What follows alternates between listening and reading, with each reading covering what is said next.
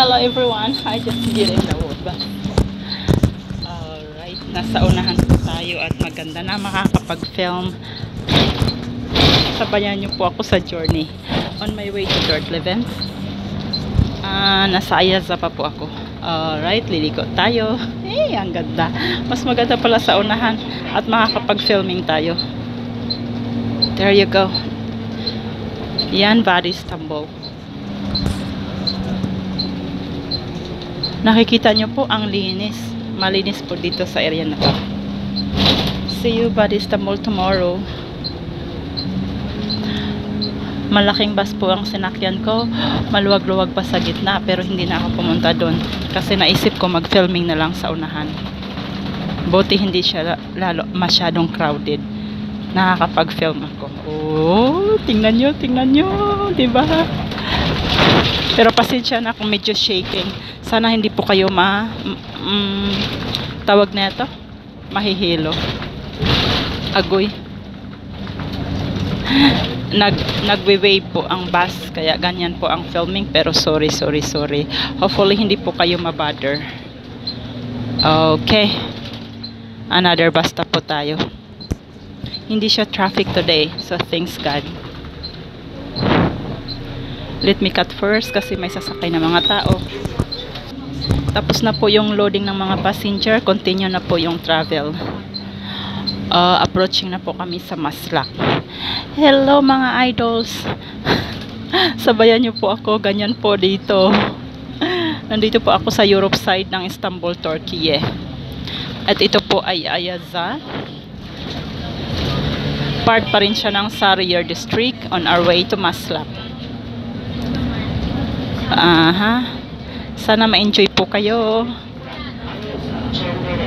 Yan po yung language nila. So approaching sa Ayaza Cendere. Sana maganda yung quality ng video ko, ha. Naka 2 minutes na tayo. Sick of going lang. Tingnan ko kung how long ang travel ko ngayon.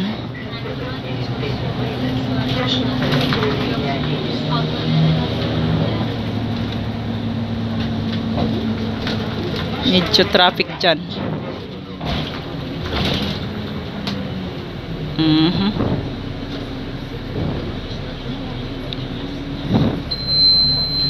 Sana hindi traffic sa ibang way, ay sa ibang alley, ibang road. So hintay lang tayo. Oh no. Ano kang nangyari sa eco? Cut muna natin, masakit to sa pandinig ninyo. Hindi kaya dahil sa akin yun? Kasi pag stop ko, na-stop din. Hala. Ang way namin ay hindi traffic. Same sa way sa kabila. Okay. Cendere yolo na. Merong bababa. Ibig sabihin po ng Durak ay stop. So merong mag-get off. Kaya hindi po tayo maliligaw dito kasi may mga signboard, may mga placard. Kaya comfortable lang po ang biyahe ng ganito pag hindi ka po mahiyain kahit hindi po nakakapagsalita ng Turkche. Kung maliligaw, pwedeng magtanong. At the same time, meron pong mga signboard as you could see. Comfortable lang po dito kasi may mga bus stop kagaya nito. So kung national, ganyan, bus stop, bus station.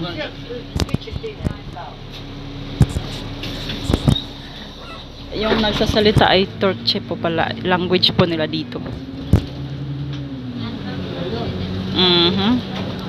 Ang ganda ng biyahe.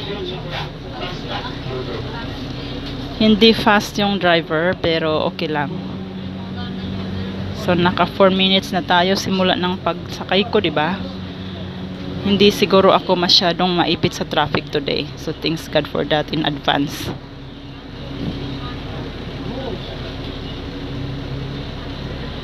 Sa tingin ko hindi naman boring yung way. Sana nakakaaliw sa inyo. Boring lang kung matraffic. Pero okay to. Hindi ganong mahaba, oh. Smooth lang to. Enjoy watching sa mga people nila. Sila po ay Turkish. I-stuck tayo sa traffic. I-hold muna natin. I-post din muna natin kasi medyo mahaba to. Okay, umuusad naman na po, kaya okay lang. Ayaza Jadisi Station na. Okay, malapit na. Another loading na naman ng mga pasahero.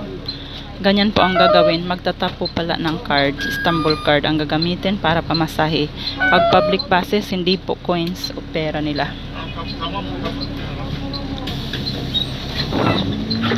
Alright, continue kami. Continue. Ang ganda ng panahon today at ang ganda ng road. Hindi siya traffic. Ay, gusto ko. Makakarating ako ngayon. Makakarating ako mabilis. Anong tawag doon? Oo, ang ganda. Ang ganda, 'di ba?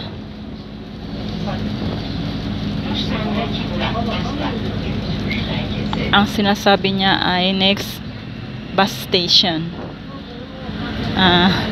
Naiintindihan ko pero hindi ko ma-pronounce yung correct pronunciation nila. Ang clear ng video, ang galing. Pardon sa medyo naaalog sometimes kasi rough road.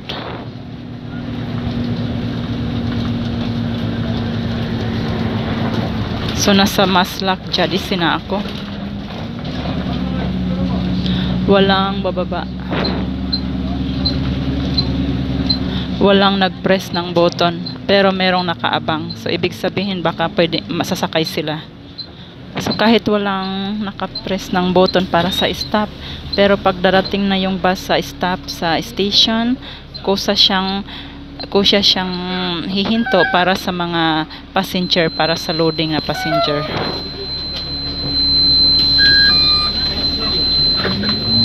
Okay, tuloy. Medyo mapupuno na ang bus, kaya hindi na clear sa unahan. Mahahagip ko na yung ibang pasahero. However, maghahanap ako ng angle or side na pwede pa siya. So sa gilid na lang tayo. Puno na sa gitna, hindi na ako makaurong, agoy. Makukuhanan na siya sa likod, ayan. Para hindi siya mahagip, makikita natin yung door mirror. So pupunta ako sa Winang Besiktas na yan. Okay. Medyo malapit-lapit na ako. 7 minutes pa lang naman. Ay, ang galing. Hindi ako aabot ng 30 minutes. Ikat natin. Medyo nahihirapan ako. Continue natin maya-maya doon. Okay, nasa Maslak na. Nasa Boyokdere. Boyokdere Jadisi na kami.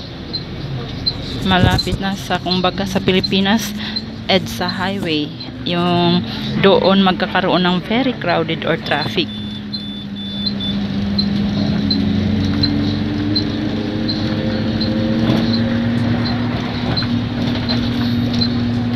Yung Boyokdere ng Istanbul, yan po yung EDSA doon sa atin sa Pinas.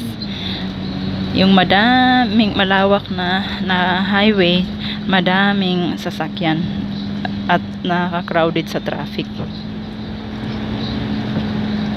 Mas maganda ngayon, walang masyadong traffic.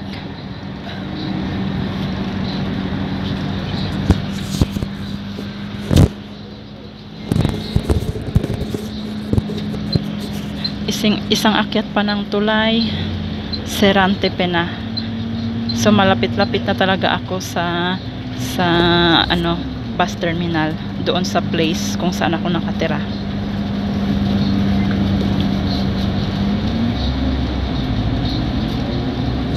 Ito ay parang overpass. Kung sa atin dyan ay SLEX, yung mga flyover. Doon po ay iba. Doon ako nang galing sa dalawang tower na yan. Ang galing, naka 9 minutes pa lang, malapit-lapit na ako. Dito ay may bababa, may nakapress ng button.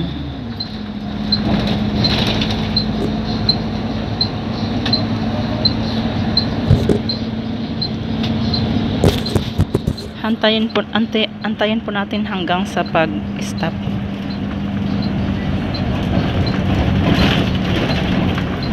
There you go. Meron namang bus stop. Ayan. Meron yatang sasakay o merong mababa ngayon eh.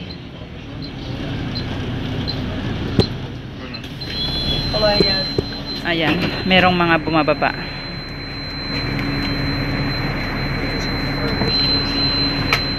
Madami-daming bumaba ngayon dito.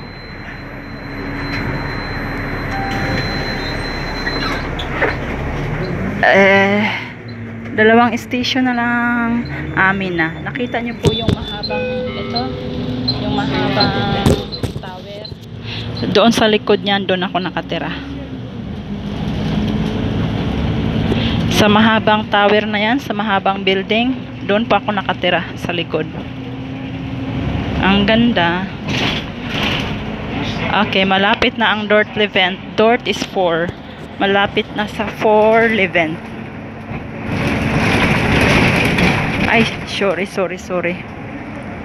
sa shaking. There you go.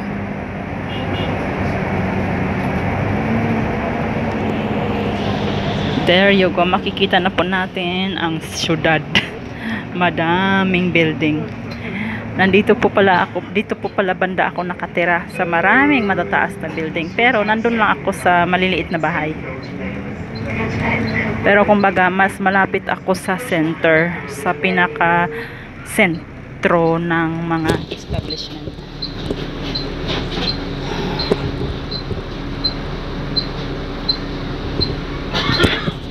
O diba guys, ilang seconds lang yung pag-post ko, naka 12 minutes na ako ng filming. So hindi traffic ngayon at mabilis akong nakarating. Wow, hindi ako umabot ng 20 minutes actually. 12 pa lang to. Ilang seconds lang yung pag-post ko kanina eh. Ayan, hindi ako umabot ng 30 minutes sa biyahe. Hindi ako umabot ng isang oras walang traffic. Ang galing today. Thank you Lord. Another bus stop na naman dyan. Ayan, clear lang. Kaya hindi ka po maliligaw kasi na, kumbaga convenient, matututo ka talaga. Hindi yung dyan ka lang bababa, dyan ka lang bababa mismo. Hindi ka maliligaw, may specific bus station sila. Ayan, bus stop na naman.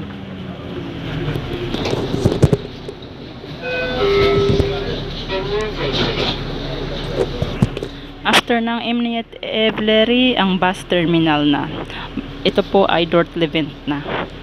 Dito po ako nakatira. Dort is 4. Nasa 4 Levent na po ako. Kung makikita nyo, ang mga matataas na building, nasa center na po ako ng city. Yes. Malaki po yung sentro ng syudad dito. Ito po yung isa. Isa na po to sa sentro ng syudad na maraming Filipinong nakatira doon sa mga residence area. Dito ang mas maraming Filipino nagbo-board sa area na to, Levent at 4 Levent. Alright guys, nandito na ako sa Sapphire Mall. Ayan na. Don Jorlo Levent is the Dort Levent Metro. Ayan na. Ito na yung bus terminal. Mas maraming buses dito. Sa Cebuano, Kurukudalain nga direksyon. Sa iba't ibang direksyon. Ayun. Ito yung Cubao terminal. Ito yung farmers. Kung sa farmers. Alright. Thank you. Ito po yung Cubao or farmers. Yun, ganyan. Maraming buses. Station po siya. At ito yung mall na mahaba kanina. So, nandito na ako sa bottom. Maglalakad ako papunta sa Chilectepe. Doon sa neighborhood. O kung saan nandun yung mga residential houses. Okay. So, ang oras ay 14 minutes. Sabihin natin 15 minutes kasama na sa pag-post ko. Yes. O diba, hindi ako umabot ng 20 minutes. Umabot na ako ng Dort Levent from Ayaza. I thank you Lord. Thank you for the safety. Thank you for the safe travel and good health. And thank you everyone for watching. Bye-bye!